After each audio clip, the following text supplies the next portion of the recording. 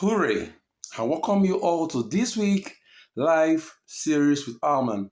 On this week live series with Arman, I'll be discussing on the topic tips for knowing your life partner. Tips for knowing your life partner. Stay tuned till I come back to do justice to this topic. Cheers, I'll be right back. Hooray! Welcome back to this week live series with Arman. Our topic again for discussion is tips for finding your life partner. Let me say this. It is the place of the man to find the woman, according to the scriptures in Proverbs chapter 8 verse 22, which says, "He who finds a woman finds a good thing and obtaineth favor of the Lord." So my brother, it is your place to find your wife and not the place of your wife to find you. But ladies, hear this. It is your place to position yourself for the man to easily find and attract himself to you. There are examples in the scriptures where women position themselves. A good example that comes to mind is the story of Ruth, that positioned himself to be found by the husband when she followed Naomi to go back to Israel. Scripture also says in Genesis that so shall a man leave his own father and mother and cleave unto his own wife. So it is the place of the man to leave their parents and cleave unto their own wife. So young men desiring to marry, here is the word coming to you today that it is your place to find your wife. Why for the lady, it is your place to strategically position yourself to be found. How can a lady strategically position herself? Is by her dressing well in the public, by her conducting herself well in the public, by her speaking well in the public, by her behaving well, having a good character. For if a lady has good character, is well behaved, even if the man that is meant to see her is not seeing her, they are gatekeepers that will introduce the man to the woman. That, are you not seeing this lady of this character, of this good character, of this good character? So ladies, if you are desiring to be married this year, position yourself in a manner that a man can easily find you, or a gatekeeper, your burden bearer, can easily speak of you to the man at the inner court. So there's always a speaking on your behalf.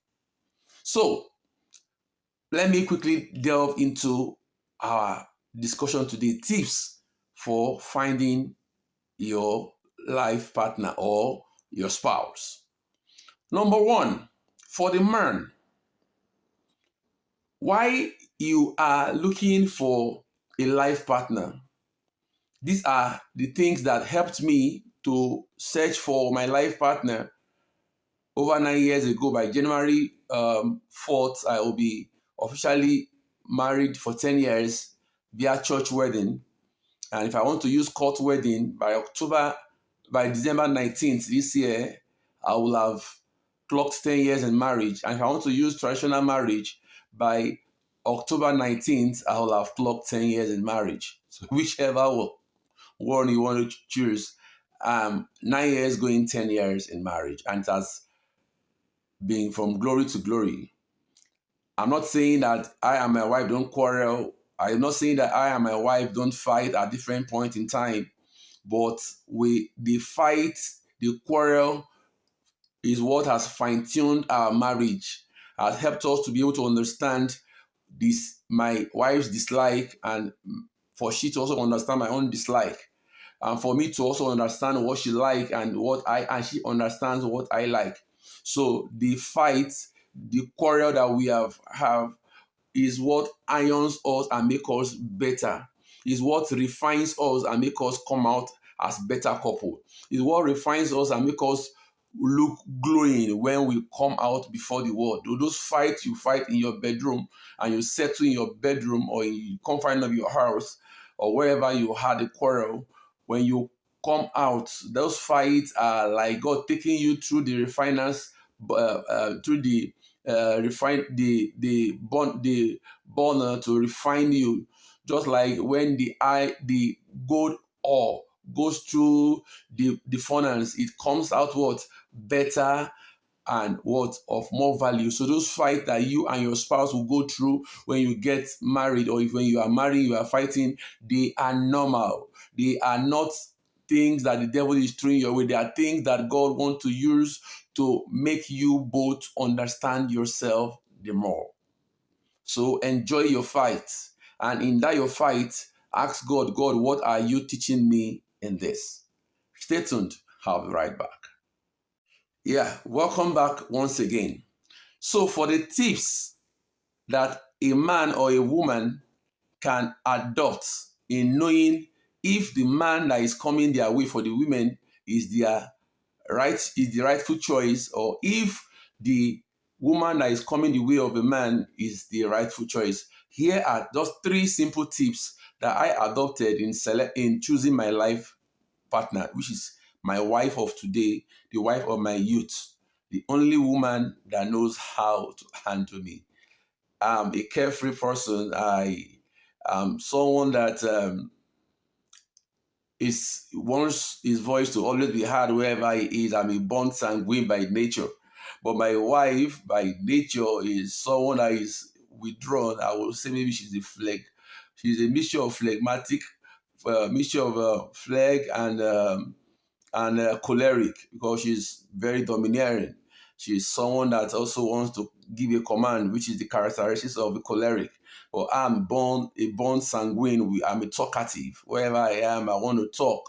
So God gave me a life partner that helped to take away part of those excesses that a natural sanguine person like me will exhibit on a good day. So thanks to my wife, the wife of my youth, happiness Ada Alumona, that I called my heart, that I called my love, that I called Obim, that I called Oyenkim. Thank you so much for walking this journey with me these past 9 years. Through the beloved wife that God has given to me, I have two beautiful children, a son and a daughter. And God has been merciful on us. It's been from glory to glory, from glory to glory. So I want to say before the entire world that I did not she-marry. She-marry means you marry in error. I did not she-marry. Why? Because what God preordained my destiny. God preordained my wife for me to meet her where I met her.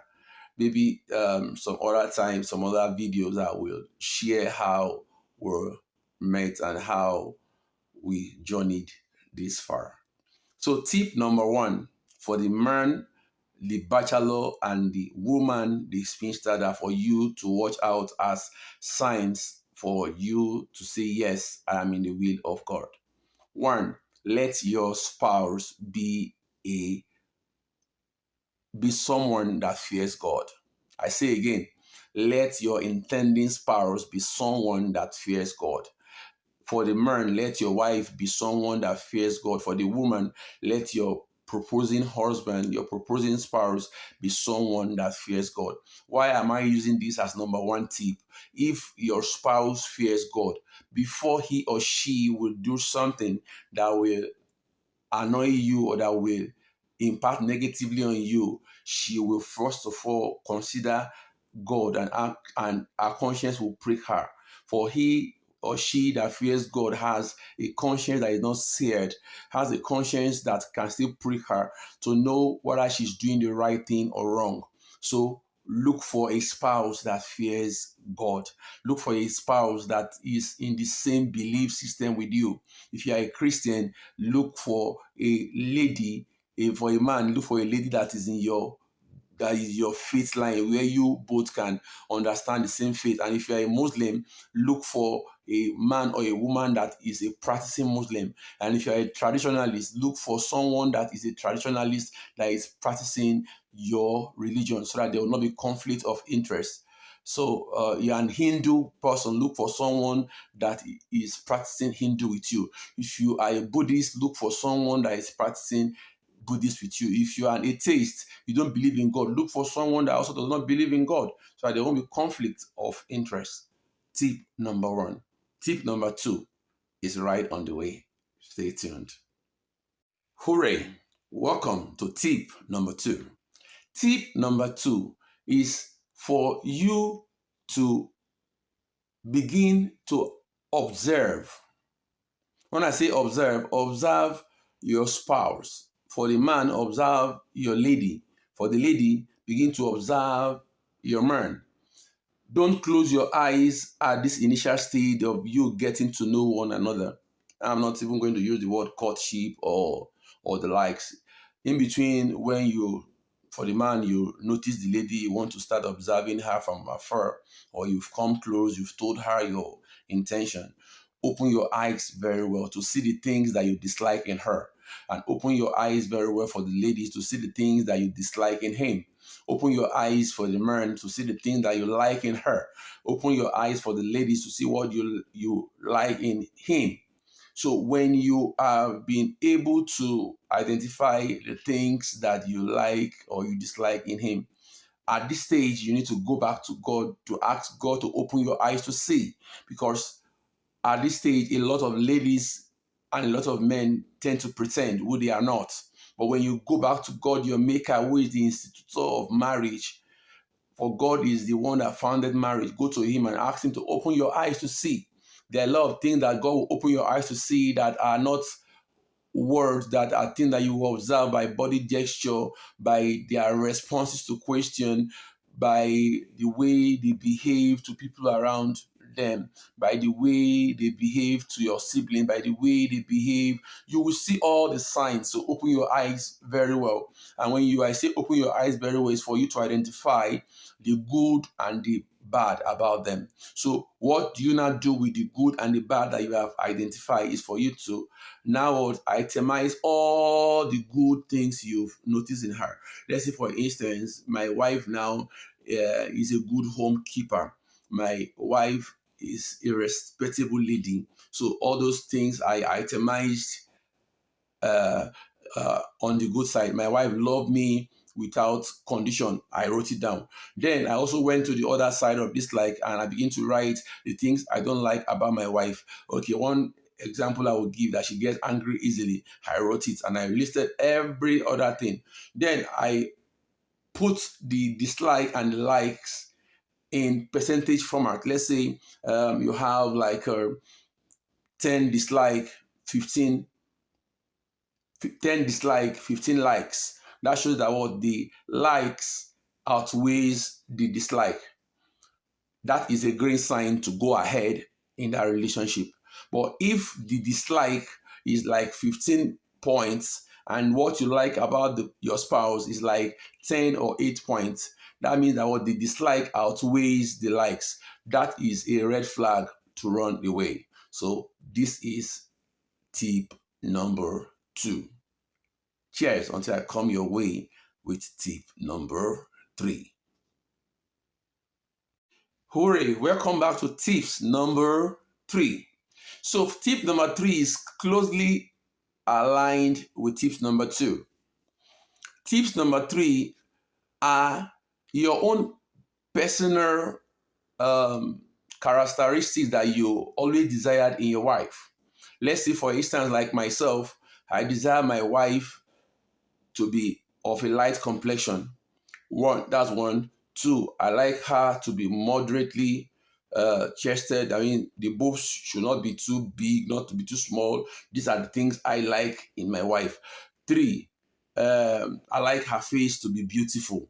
Because why they say, well, beauty is in the eye of the beholder. So these were the things I have as characteristics. Four, I want my wife to be knowledgeable about issues.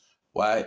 I am a scholar. So I desire to have someone that can at least communicate at my level of what education. So that's another thing I looked out for. So basically, let me just use this for as an example. So why I was going after um, possible spouse for me to marry, these are the things that I looked out for: the God factor, how beautiful they are facially, how beautiful their body posture is, the things I like. How is their boobs? I'm being real here. I love moderate boobs, not too big, not too small. Why? So I can see what to play with when I want to play. Okay. So I don't really like someone with too big of a bakasi, or what the Tampo call yash in Nigerian slang. I'm not really a fan of the backside, but I like what I see on the face. Beautiful face, good sizable breast, um, brainy, ability to communicate with me academically.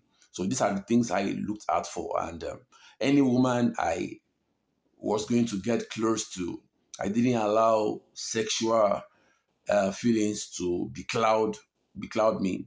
Where I allow the characters I want, the God fearing, how beautiful you are, what do I desire in a woman's body. The boobs is number one for me. The face is also key for me. The body shape, I don't like them too big. I don't like them too skinny. These are the things I look out for. And for every woman that I ever showed interest in, you will see them having these characteristics.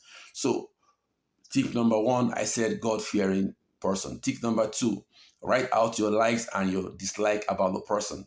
Then tip number three, begin to look at the woman or the man that is coming your way in line with your personal desire for a life partner. Once you've done that, these three tips are the things that I applied in choosing my life partner. And this is going 10 years of my marriage.